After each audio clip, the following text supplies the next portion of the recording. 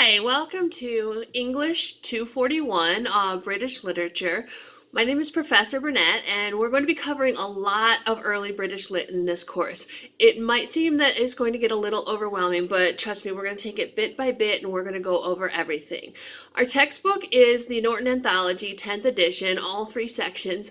But because early British Lit doesn't really change all that much, I mean, it's a long dead authors, it's okay if you have an older edition, the ninth or even the 8th. You will also need a copy of the book, The Picture of Dorian Gray.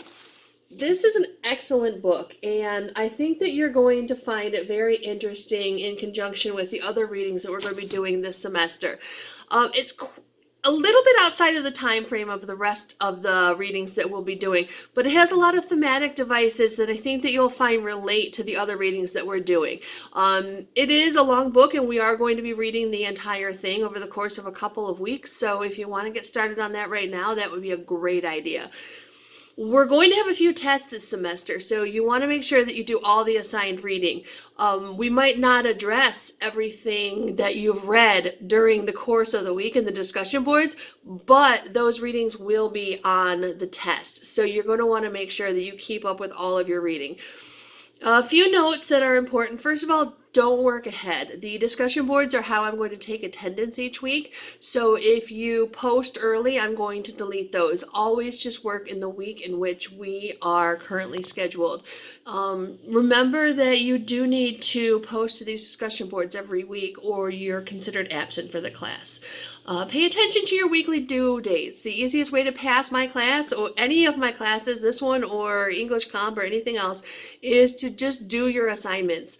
I promise that I do pay attention to effort, and if you are turning in all of your assignments on time, that's going to have a big effect on your grade. In this class, we start with Beowulf. You know, a lot of people find Beowulf very inaccessible and don't really understand why we have to read it. Beowulf is a cool piece. It was originally a verbal piece, and no one is ever really sure who wrote it down or which version is the original. It can be challenging because there's a lot of information and it's written in Old English, and that can sound very unfamiliar. There's a lot of information on the web that you can look at when researching the assignments for Beowulf. And just make sure that you know that when you're taking the test, when you're writing essays for the test or writing your discussion boards, that you have to use the original language. So you might go to a site like Shmoop, and I don't have a problem with that, to help you understand the text, but I want you to read it in conjunction with the original because you will need the quotes from the original to support yourself in the discussion board and on the essay test. As I said before, to be successful in this course, the main thing you need to do is do all of your assignments on time every week. One thing that will help you with that is I've set up something called weekly assignments, and you should just come into class every week, read my announcements, and look at the weekly assignment folders. I've put everything in there.